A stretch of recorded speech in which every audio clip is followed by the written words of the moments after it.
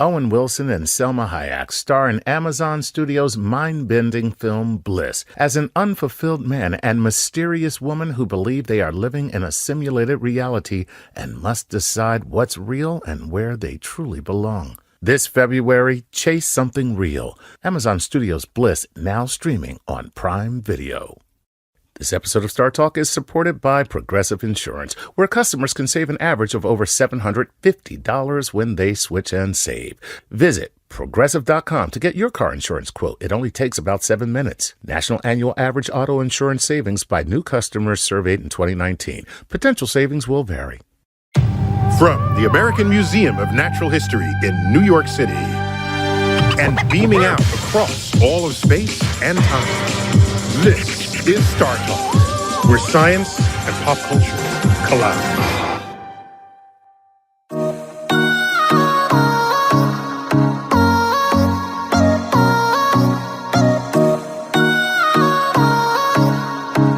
This is Star Talk. I'm your host, Neil Degrasse Tyson, your personal astrophysicist, and this is a Cosmic Queries edition where we are celebrating Space Week. That would be the first week of October. That happens to contain my birthday. I'm just saying. Woo! Oh, yeah. Who's making those whooping noises? I've got my co-host for this, Matt Kirshen. Matt, welcome back. Thank you, Neil. Excellent.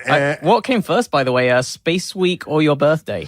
Did it become Space Week because it was the Neil deGrasse Tyson birthday month? My birthday precedes the official celebration of Space Week. There we go. So maybe. Maybe that was the designation. Maybe. We got a lot of fun questions coming up. We sure do. And I got backup here. In fact, I'm his backup. If he's on the show with me, I'm his backup. The one, the only, the geek in chief, Charles Liu. I am so happy to be here, Neil. Thank you. Friend and colleague. You're a professor at City University of New York at Staten Island. Correct. And so you just had a book come out. Yes, thank you. Yeah, it's called 30-Second Universe. Uh-huh. It's published by Ivy Press in the UK. Is it because there are 31 other universes and we're in the 32nd one? Is that what that means? I asked the very same question. Uh-huh. The parsing is 30-second every decision universe. That's made, the universe splits in two. And he made 31 decisions that nobody wanted, right? Well, it's only to make 32 decisions. That's only what is it? It's like 5. 5 doublings. Yeah, no, right. That's right. No, yes, it is. About cosmology, and I have 2 terrific co-authors who are also astronomy and physics professors, and we talk. And the co-authors are Karen Masters at Haverford University or Haverford College, and Seville Salur at Rutgers University. Okay, cool. And we talk about cosmology, including the idea in quantum mechanics that you create many worlds with a hypothesis. With every split, with of every a decision timeline. you make, Okay. you create a new timeline. Which I believe was originally formulated by the father of the lead singer of one of my favorite bands. Oh. I believe it was Hugh Everett, the physicist, who came up with that. Hugh does get credit for that. Oh, okay. Yeah. All right. Whose son created the band The Eels. No kidding. Another connection between science and music. You How got about it. that? You got it. And Matt, you, of course, the host of Probably Science. That's it. And I said I would never invite you back until it became Definitely Science. Well, that You're was still not there. the one episode that you were kind enough to come on. That was the definite episode. And then everything else we're I just forgot. flailing. You hosted me on your show. You were very kind to come by that, yeah. So we've got questions from our fan base, as we usually solicit for Cosmic Queries. And this is just, I guess, just general. I haven't seen them. General questions about space. You're going to handpick them. I am. And you're going to throw down the gauntlet. Ooh. And Charles, I'll sit here and eat my lunch. Well, Charles sits all the. That's why I bring him on, so I don't have to work that day. Okay, so I'll just... We have very strongly overlapping Venn diagrams in our expertise, but he takes it another dimension beyond that. I'm sweating now, Neil. So we're good. I don't know. We'll see how it goes. Well, I'm going to start off with this one because this ties into what we were just talking about.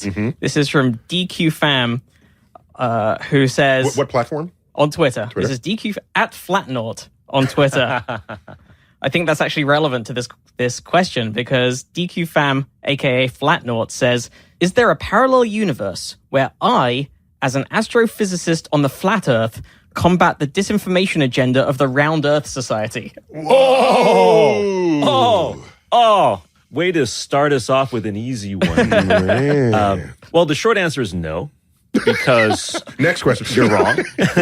But I think we can take this in a direction where we imagine that he actually is in a flat universe, a two-dimensional universe, where somebody says, no, actually the universe is three-dimensional, right? Now, remember the beautiful book Flatland from By Eben Abbott, yeah. From decades ago. A century ago, yeah. It's been a century. Yeah. There was Oh turn of the my century book. gosh, Yeah, wow. yeah. Uh-huh. Yeah, but Turn of the previous century. Right. Fair enough. How can we prove that the universe is two-dimensional, if indeed it is two-dimensional, where someone is claiming that there's a third dimension, right? I would approach it this way. Well, you're talking about the whole universe. Yeah. The dude's just talking about Earth. Right. So, I guess if the universe is two dimensions, Earth has to be a flat disk. correct. Oh, gotcha. Right. Fine. So in that sense, right, then some non-scientific individual comes along and says the universe is a three-dimensional structure and the Earth is actually a three-dimensional structure. How would you counter that, right? And so that makes it a more interesting question. And I would say one of the first things you would try to do is to see if you can prove that the two-dimensional universe cannot project into the third. In other words, you cannot find a way to extend the universe in an orthogonal direction to Perpendicular. both. Yeah, Yes, you can't extend something perpendicular to both length and width. Now, can you do that in any... Well, what you're saying is in our current universe, Yeah. we have a height, width, depth. Yes. And you're saying that the version of that question to us would be find another place to stick out a line that's at right angles to those three other right angles. And we don't know how to do that. Right. And so that would be the How do way you do that? Someone in a true two-dimensional universe just trying to say that there is no third dimension. Am I right in thinking there are some theories of physics that involve higher spatial dimensions in our universe? Oh, completely. But those dimensions are not visible to us. Okay. And one of the well-known formulations of this is something called a compactified But Charles, dimension. you're okay with this. There are these extra dimensions. You just can't see them. You're okay with this. I'm not okay with it yet. Okay. But they haven't been disproven. Okay. Right? Here's the idea of the compactified dimension. If our length was actually, you zoom in further and further and further, and you find out that our length has length, width, and height.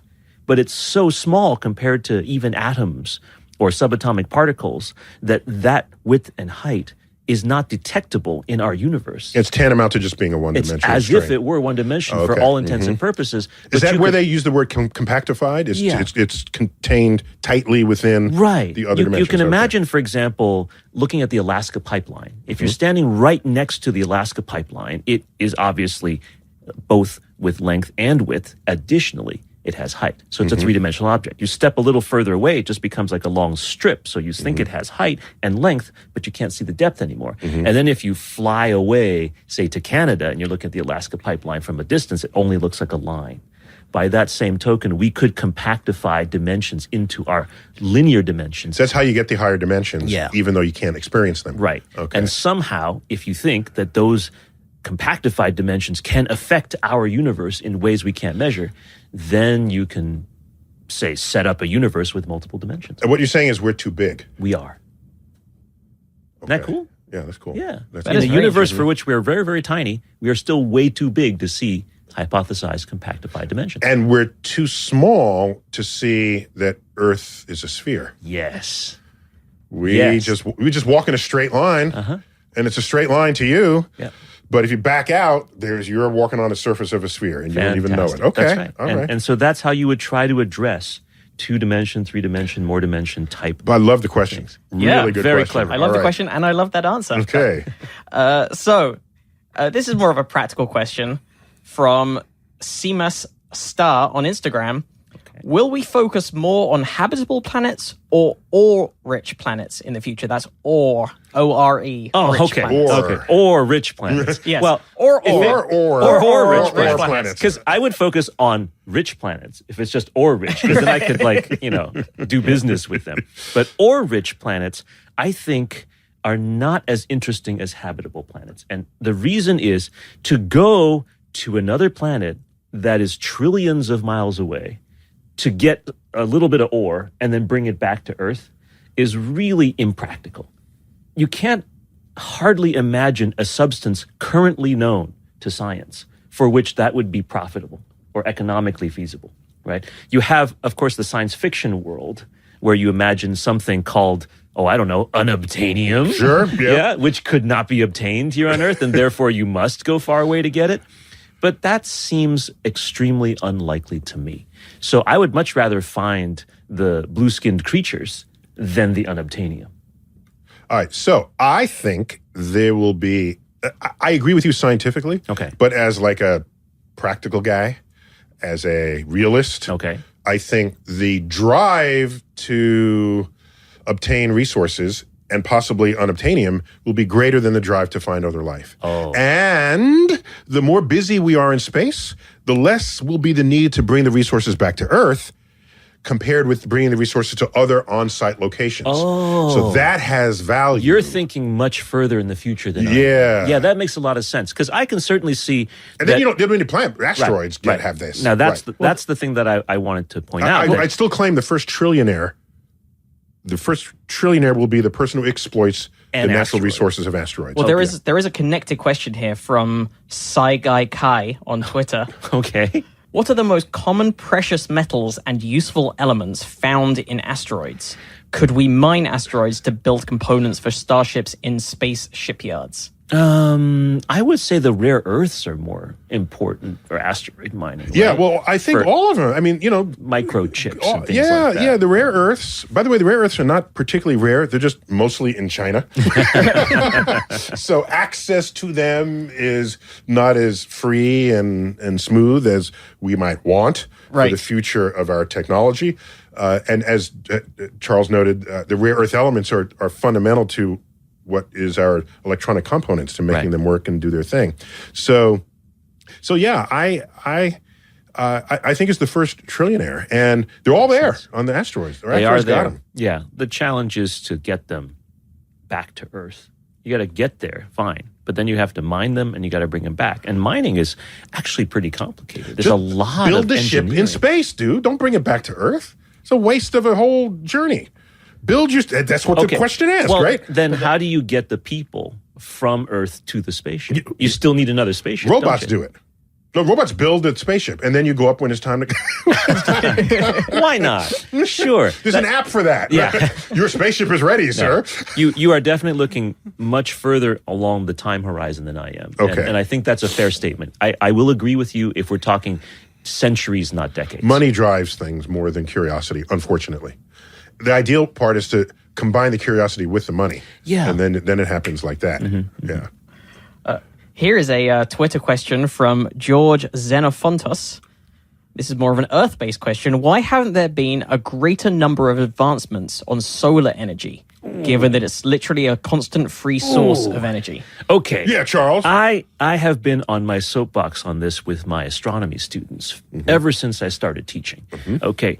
Solar energy is so plentiful and it's so free. You make the calculation, in fact.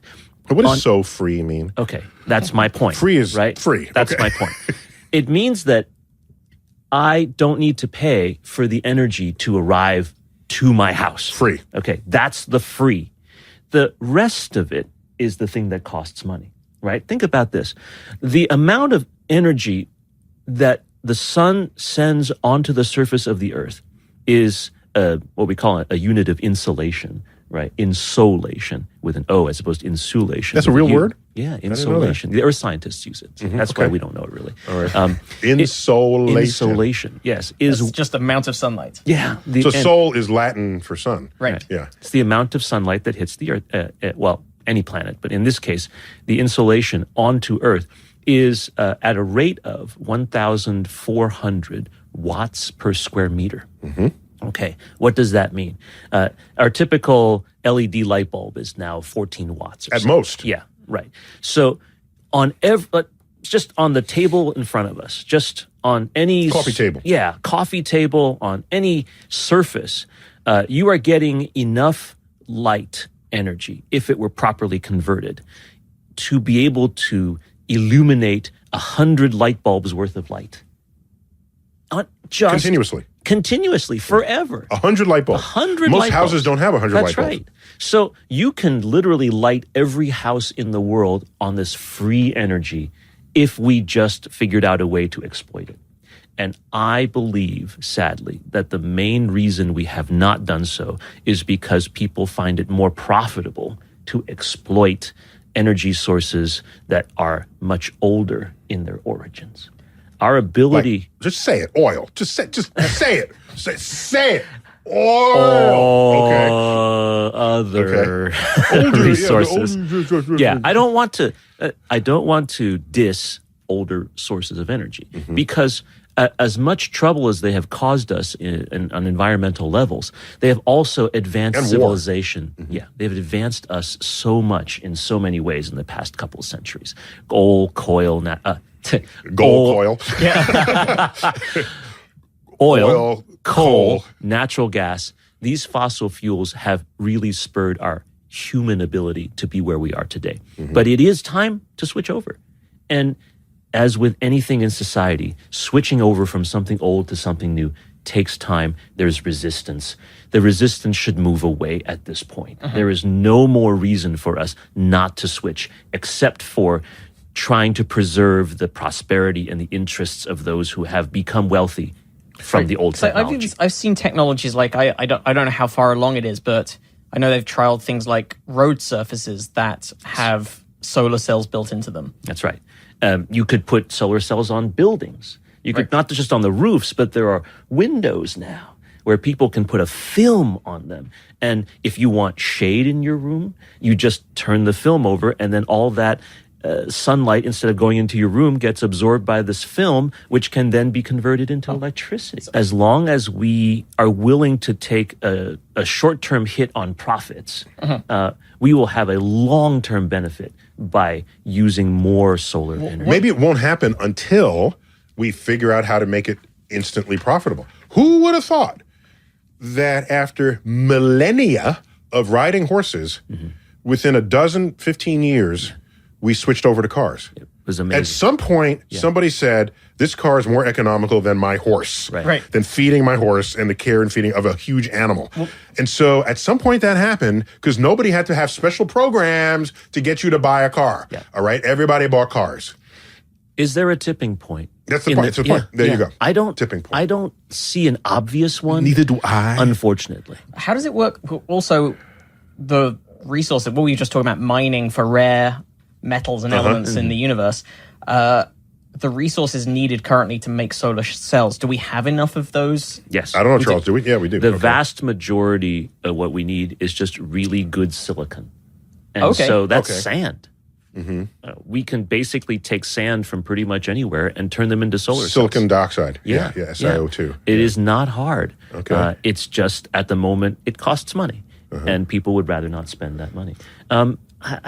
I myself, am guilty of saying, "Gee, I should really put solar panels on my roof." And then you like just go home and eat a cheeseburger and watch TV. Yes, because it is much less expensive for me as a consumer to heat my home with natural gas right now, or to light my home with coal power. First adopters tend to be rich, and they'll do it so they have bragging rights that they're more green than you are. Right. But that helps to change the infrastructure when they have it. The good news is that prices for solar electricity generating things are going down rapidly. I will add, before we take a quick break, that solar power is also hydroelectric. Because how do you think the water gets up to the lake before it comes through the turbines? The sun evaporates it off the ocean, rain. goes a cloud, the cloud moves over land, it rains. So that's technically solar power, and so is wind energy. It's all from the sun. The unequal heating of the Earth's surface creates air currents that drive. So the sun manifests in more than just whether you need a solar panel. We've got to take a quick break, and when we come back, more of our Cosmic Queries Space Week edition.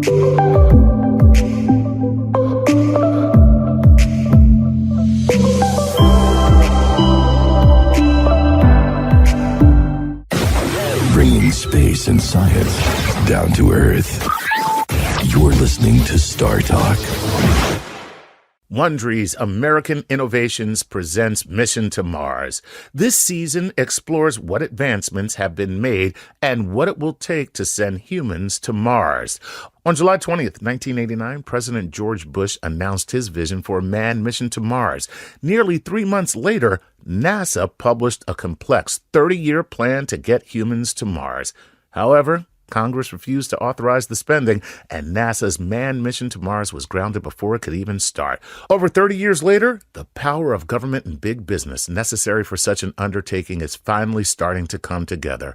And now, the next chapter of humankind's space race is on. If you're a Star Talk listener, you know that pushing the boundaries of space exploration is always a compelling story, and Mission to Mars brings that story to life. Listen to Mission to Mars from American Innovations on Apple Podcasts, Stitcher, Spotify, or even 1 week early by joining Wondery Plus in the Wondery app. Wondery. Feel the story. Are you always taking care of your family? Do you often take care of others and not yourself? Well, now's the time to take care of yourself because you deserve it. Teladoc gives you access to licensed therapists to help you get back to feeling your best, to feeling like yourself again. Sometimes we don't know how much we need to talk to somebody. Take it from me personally. During the entire pandemic, I have had virtual sessions, and it has been such an incredible help. Now, with Teladoc, you can speak to a licensed therapist by phone or video. Therapy appointments are available 7 days a week from 7 a.m. to 9 p.m. local time. Hey, maybe you're feeling overwhelmed. Maybe you feel stressed or anxious or depressed or lonely, or you might be struggling with a family issue. Teladoc can help. No need to wait months to get a therapist. Teladoc is committed to facilitating great therapeutic matches, so they make it easy to change counselors if needed for free. Teladoc therapy is available through most insurance or employers, and individual plans are also available. Download the app or visit teladoc.com/StarTalk today to get started. TELADOC.com/StarTalk. You know you're ready to earn your degree, but you need a university that works with your busy schedule. At WGU, their programs were built to be flexible. WGU offers a quality degree program that's affordable, flexible, and even makes it possible to graduate faster. You can earn a respected bachelor's or master's degree for under $8,700 per year, fees included. What? What year is this? See what WGU's competency-based programs can offer you. There are no set login times and 24/7 access to most coursework, so that means you can earn your respective bachelor's or master's degree on your own time. WGU's low flat rate tuition covers as many courses as you can complete each term. That means you can use what you have to get what you want. Take your skills and use them to graduate faster. Get your $65 application fee waived at wgu.edu/StarTalk. That's wgu.edu/StarTalk for your $65 application fee waived.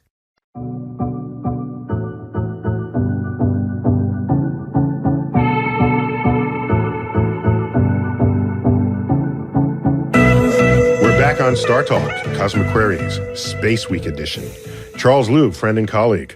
Thank you. He's my expertise here, and I'm just going to color comment when if I think he misses something, which he hardly ever does. Oh, I'm in there, but generally, I'm not saying a thing. Matt Kirshen, welcome back. Thank you so much. All right, take us there. You got questions? All right, I do. Call from our fan base. I love this fan base. This one is from... They're snarky and they're funny and they're smart. Yeah, and smart. Really good questions. This one's from Kyle Yoakum, who has helpfully given a pronunciation guide. That's in case we have Chuck Nice, because Chuck can't pronounce anything. Yeah. Kyle is from Tennessee and asks, how would we identify something as truly being of another universe rather than just a newly discovered part of our own? Oh, wow. And I think I know the answer to that, and it's antennae. Yeah, just tell the Andorians that. Yeah, they'd be very irritated. No, they're from our universe too, but that's a good one, Charles. I would have to think to chemistry. Ooh. If an object is made of something that is an element of something we have never seen before, something that wouldn't fit on our periodic table for any reason, that would have to come from a place where the laws of physics are different, and thus a different universe. I agree entirely. Yeah. Our periodic table of elements is full. Yeah. We're incrementing at the top end in our labs, but there are no more slots at all. Yeah. Okay? And if they come up with something that is a base element, then it's going to be an element configured in some way that our elements are not configured. Right. And we say, yep, This is a weird bird right here. It's similar in a sense that an expanded version of how we know that there is material in our solar system that came from outside our solar system, like before the sun was born. There are grains that contain carbon, nanodiamonds, basically. It doesn't have to be before our sun was born. It doesn't have to be. It could just be visiting. Yeah, it could just be like floating into our solar system. But we know if it's from outside our solar system, if we compare their isotopic ratios or their structures, and we see that there's nothing that matches that age or that mixture, composition that is actually of our solar system. So we have ways to do this. So that's fine. But then you say, how did it get here? What portal through the space-time continuum connected two different universes with two different laws of physics? That's what the real issue will be. Yeah. Well, I was going to do a different question, but since you've talked about portals through the space-time continuum, I'm going... You went there, Neil. Oh, I went there. You went there. I went there first. Okay. I'm going to go with Tony in the 845 on Twitter, who asked... Even if we somehow discovered the tech to travel at or faster than light, would the passengers of the vehicles survive? Oh. Well, you know how the Flash does it, right? Doesn't he have atmospheric separators in front of him? The Flash can go up to the speed of light. Superhero, fake science, all that, right? But if he's giving someone a piggyback... Yeah, that person is toast. Really? Note to self.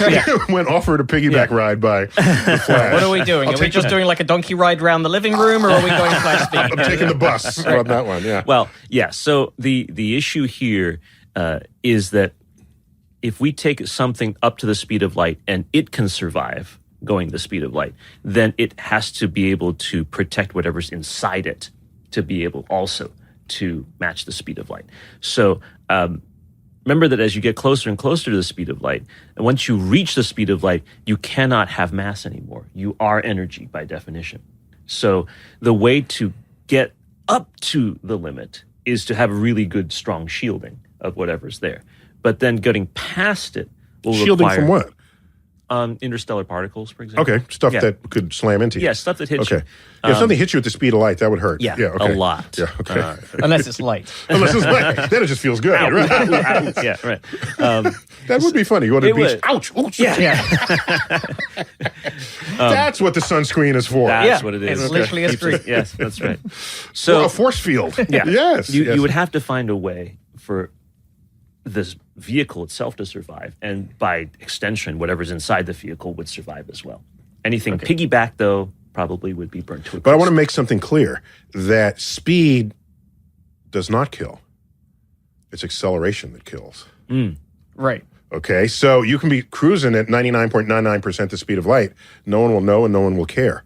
But if you abruptly come to zero, or if you abruptly speed up to that, then you're a pile of goo at the back of the spaceship. So if you could be magicked into the middle of something that was already moving at the speed of light, or at 99% of the speed of light. Right. Well, the problem is that... Or you can accelerate there slowly. Right. You can do that. In fact, they have spaceships, people, engineers, have conceived of spaceships that accelerate at 1G, 1 Earth gravity. And then it just feels like you're just sitting here like we're having this conversation. Right. But we're going faster and faster and faster. And do you remember how quickly you get to the speed of light, near the speed? It's pretty, like 6 months or something. It's not that bad. It's not that within bad. A year. Within a year. But then doesn't... Then you have to slow down. It also takes... Well, you just turn the ship around and slow down in that direction, and so you still... Right.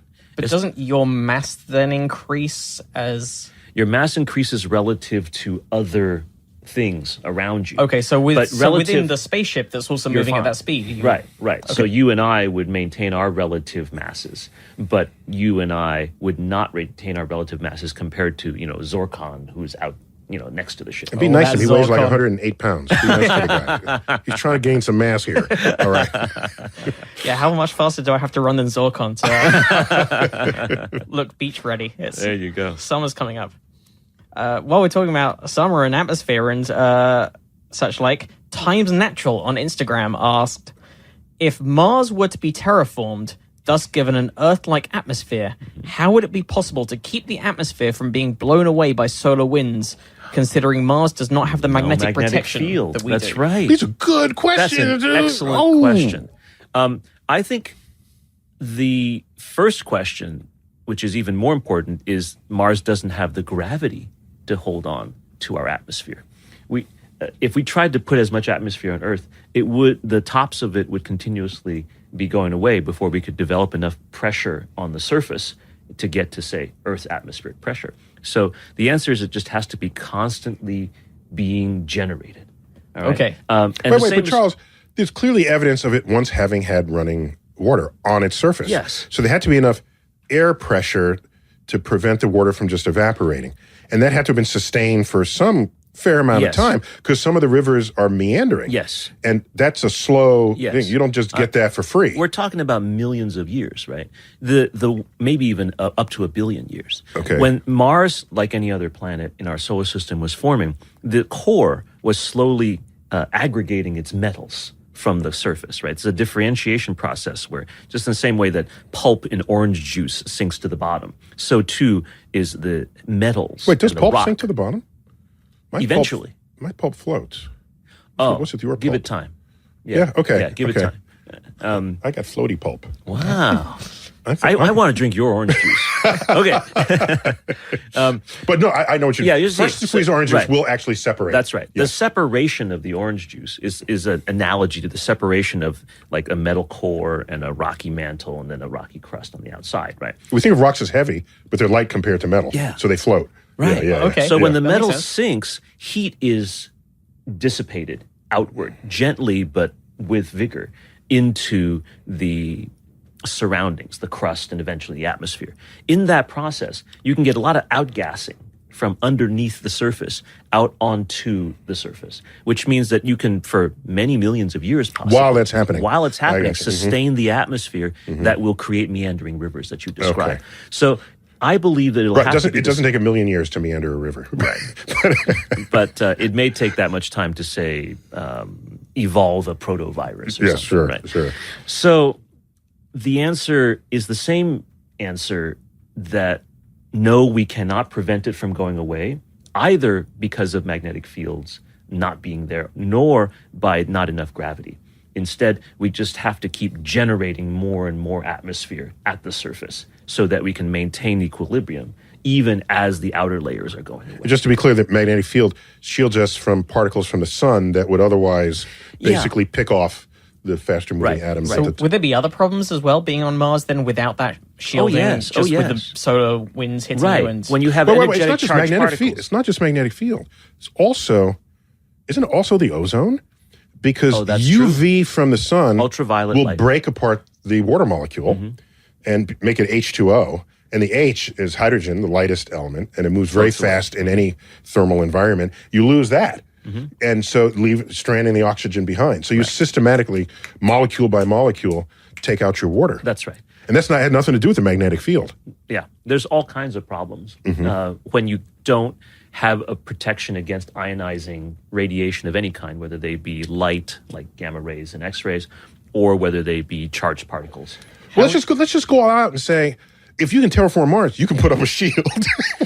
Just think about it. Yeah. Well, or just a big magnet. How big a magnet? thank you. One of those little cartoon magnets. There you go.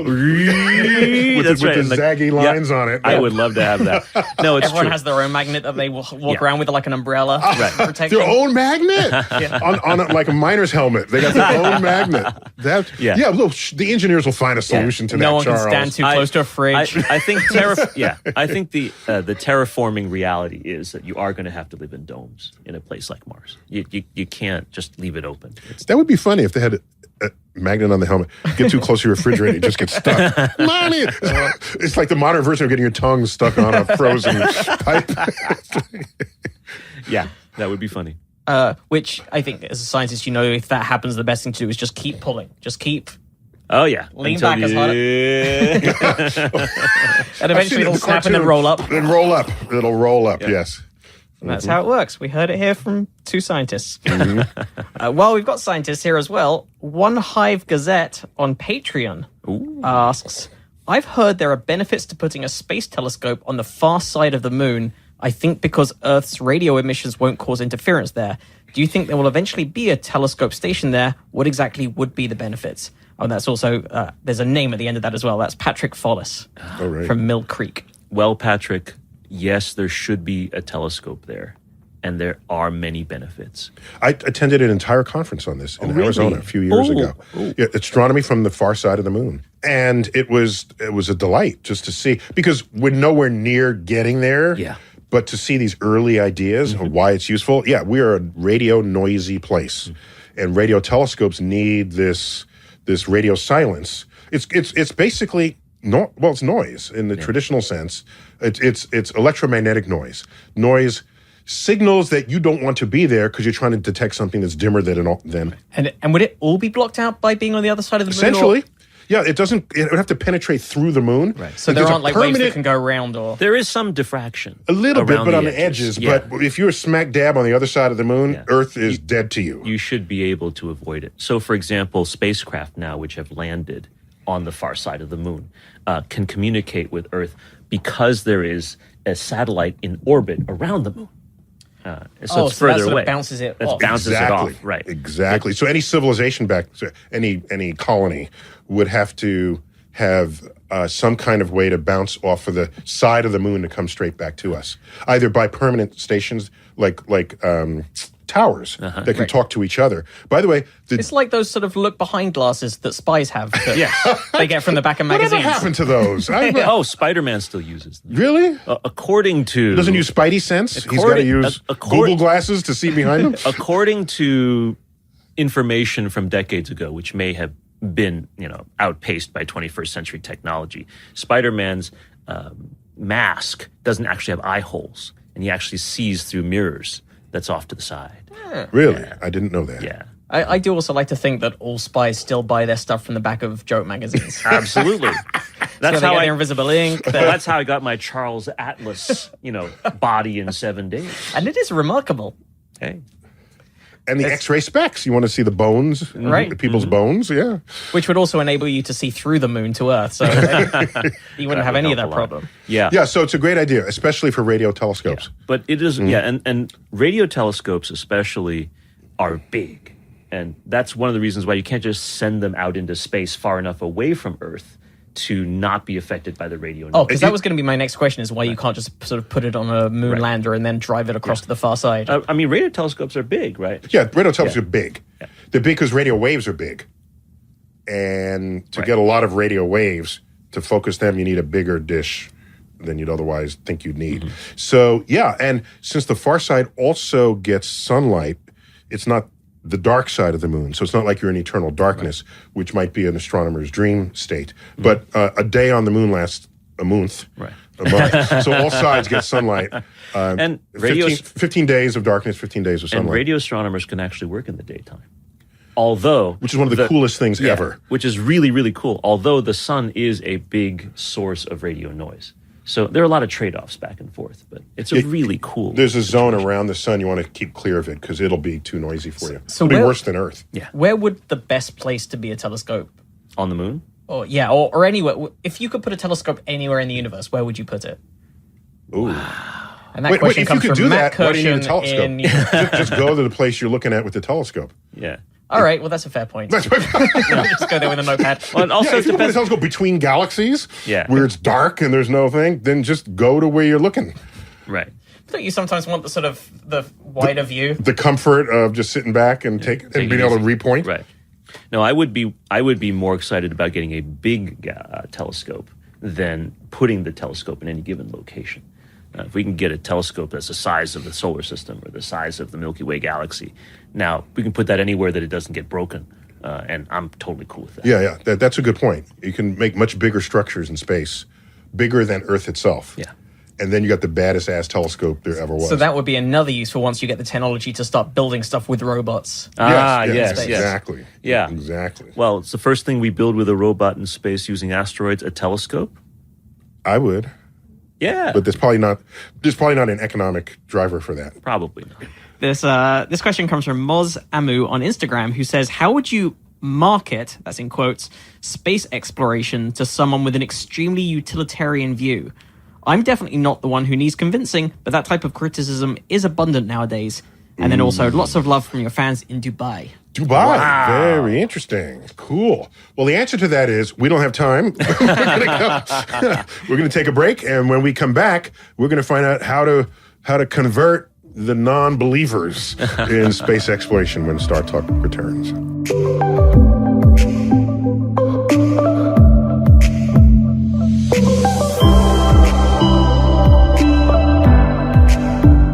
Now is the perfect time to turn your cool idea into a new website.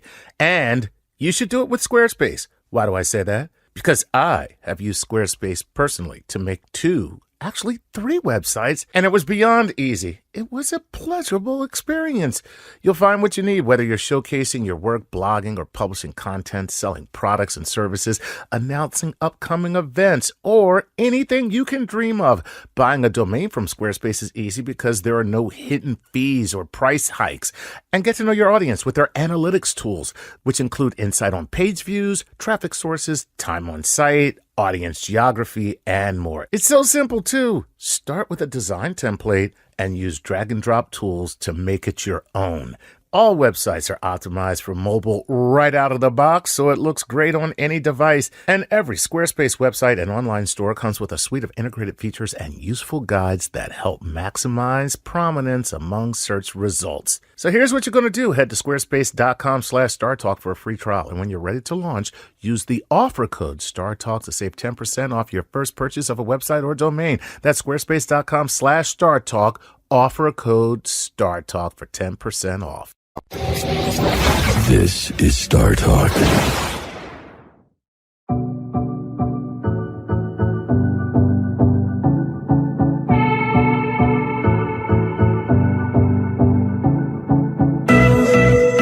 We're back on Star Talk.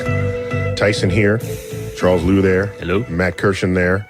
And we are commemorating Space Week. And just to remind people, in case you didn't know, the first week of October happened to have been the week that Sputnik was launched, October 4th, 1957, by the Russians, the Soviet Union, our sworn enemy, the godless communists, and we lost our shit. Okay, over here. It would take us a year, but a year later, in the first week of October, we would found NASA. NASA would be become an agency a year later. So those two events, both happening in October, as well as many other space missions that have occurred in October, have made a perfectly good argument to call this Space Week. Yeah, I think it's great. So we are Cosmic Queries. So keep going, Matt. So this is the question from just before the break: is how would you market space exploration to non-believers, to someone with an extremely utilitarian view? Yeah, Charles, what would you do? Well, you're an educator, scientist, space enthusiast. What would you do? Right.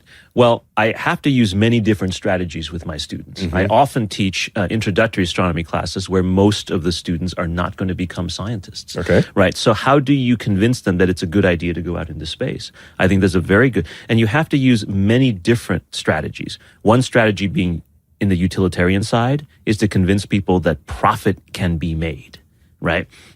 The same way that people came to North America from Europe, the New World, back in the 1600s, was precisely people convincing others that if you send me to America, I can make money for you and send back stuff for you, whether it's gold, whether it's beaver pelts, whether it's agricultural goods, things like that. I can name places after you. For example, yes.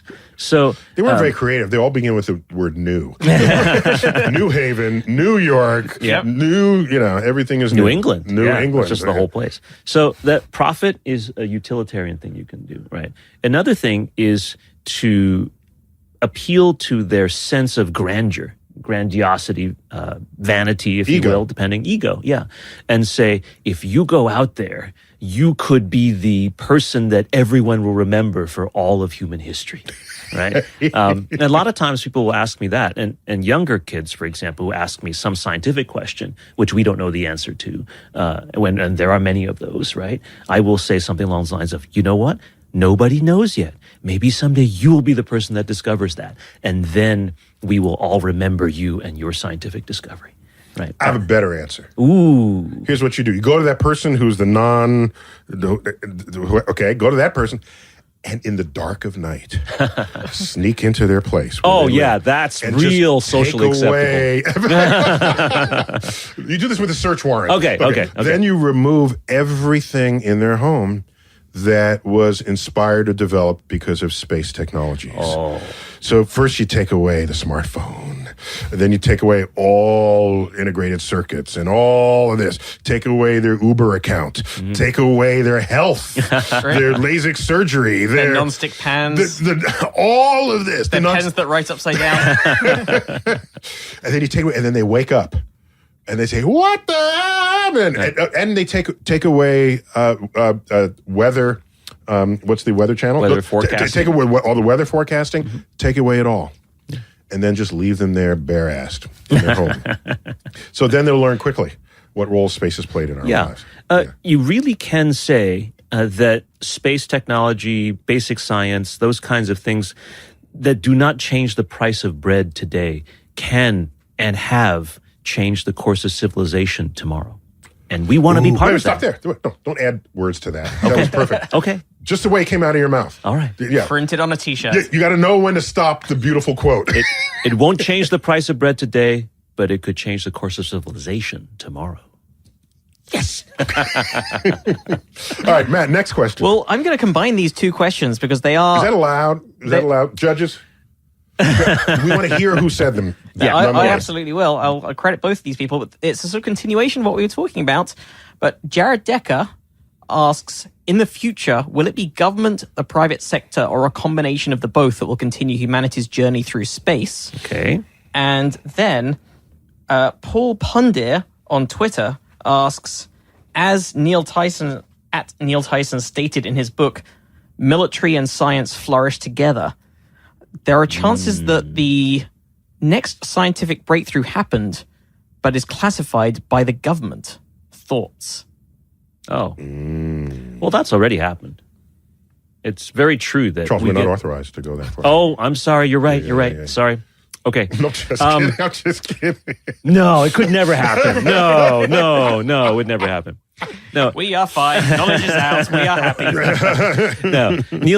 Neil has written very eloquently about this particular topic, and so I'm going to defer to you in your conversation about the military aspect of things. But I will say, from my purely civilian point of view, to me, the reason the military and the government and industry all work together to move us forward in technology development and innovation is simply because you need a lot of resources in any society to do those kinds of things. Innovation is almost never just one guy in his basement, right? That's just not how we're going to move But civilization that's how you get forward. a movie made after you. If That's you're the one right. person burning the That's midnight right. oil. That's right. He's If it's done it. if it's 10 people taking 5 years in a lab funded by 5 different sources, nobody makes a movie about it. I think that's right. Yeah. And our reality is, as Neil has written, is that many, many, many hands are necessary, and much, much, much money is needed to make those really fundamental explorations.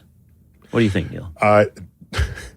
Do you know Christian Huygens? Yes. He's a Dutch polymath, really, at the end of this. He's 17th credited century. with the rings of Saturn, identifying them. For understanding the rings of that Saturn, they right. are rings. Yes. He did a wave theory of light. Yes, and he actually has a spacecraft, the Huygens probe, named after him, the one that landed on Saturn's moon Titan. Detached from beautiful from and Cassini. showed those amazing pictures that showed that on Titan there are mountains and rivers and lakes just like we see on Earth, but they're made of very different substances.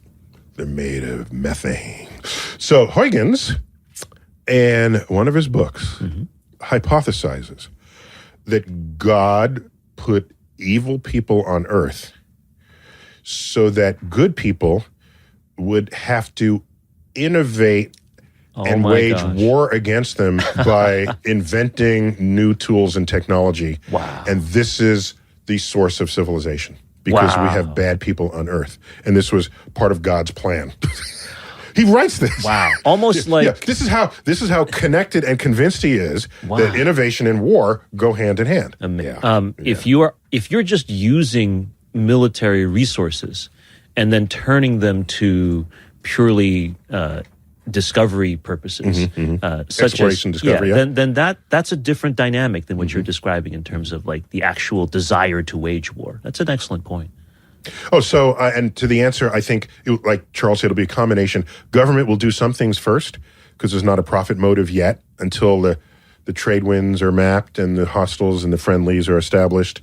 Then private enterprise can come in. I say this often, that the first Europeans to the New World were not the Dutch East India Trading Company. It was governments who took that first investment for hegemonistic regions and economic reasons. And then, long-term economic reasons. Right. Then once you know and it's mapped, this is how much it costs, this is how long it took, this is what you can bring back. Now I can make a business model, I can sell tickets, and now we have the Dutch East India Trading Company. Right. Yeah. Right. That's a good point. We got to go into lightning round. Uh-oh. All right. Lightning round reminder. Lightning round is soundbite answers. Okay. All right. We'll All right. see how good you've come. You've come a long way, Charles. I don't know. Let's see. Matt, go. All right. Corey Moon on Twitter, no relation to our moon, says, has a nuclear bomb ever been tested in space? If so, what happened? Not to my knowledge, but if it does happen, then the radiation just goes a long, long way. Half of why one would use a nuclear weapon is for the blast wave. That does most of the immediate damage. Well, there's three ways atomic weapons work. One is the blast of light energy that will vaporize things on the spot. The next is the blast wave that any typical bomb would have. The third is the radiation sickness that would then kill living things. In space, if there is no air, then the blast wave does not exist. And half of why you would ever use the bomb is nullified. So, But you do get the radiation. you do get the radiation, that, and you get the light energy right, on top which of that. is also electromagnetic radiation. And I don't know if we've ever exploded a bomb in space. All right.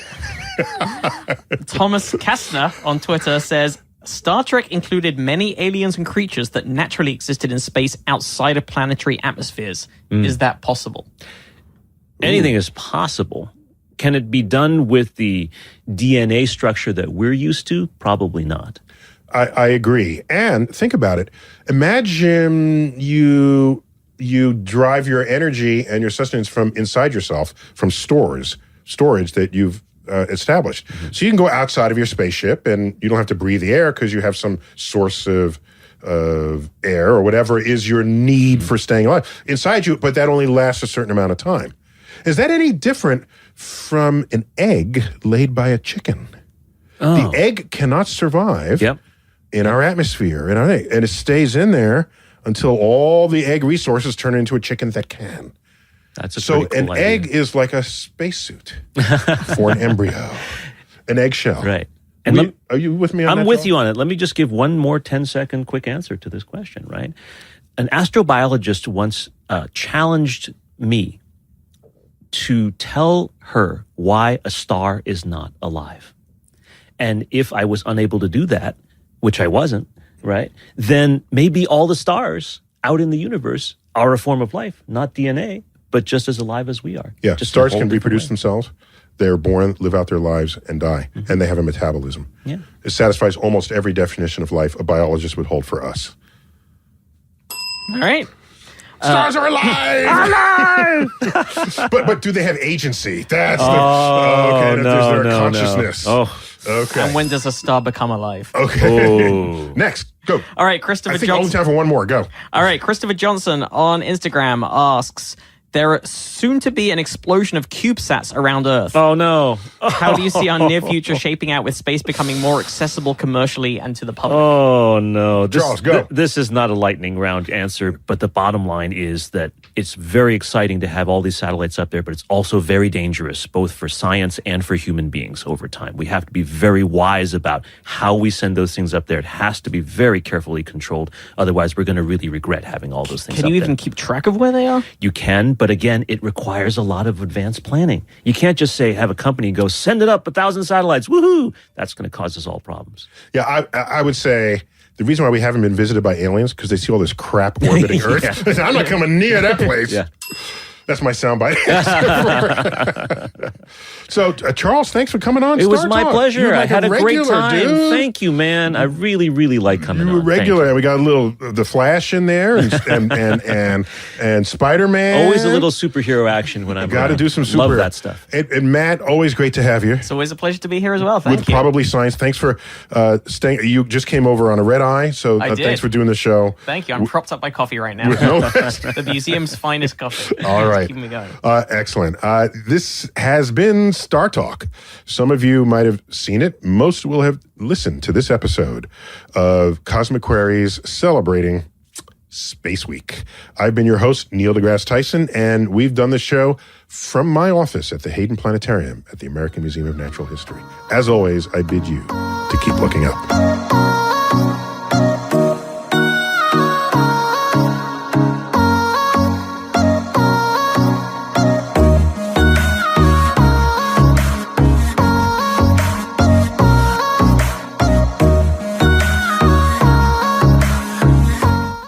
So you're ready to earn your degree, but you need a university that works with your schedule. Well, WGU and their programs are built to be flexible. WGU offers a quality degree program that's affordable and even makes it possible to graduate faster. Plus, you can earn a respected bachelor's or master's degree for under $8,700 per year, fees included. That's right, you heard me.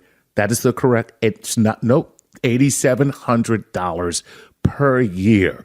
Let your experience and dedication help you earn your degree faster. See what WGU's competency-based programs can offer you.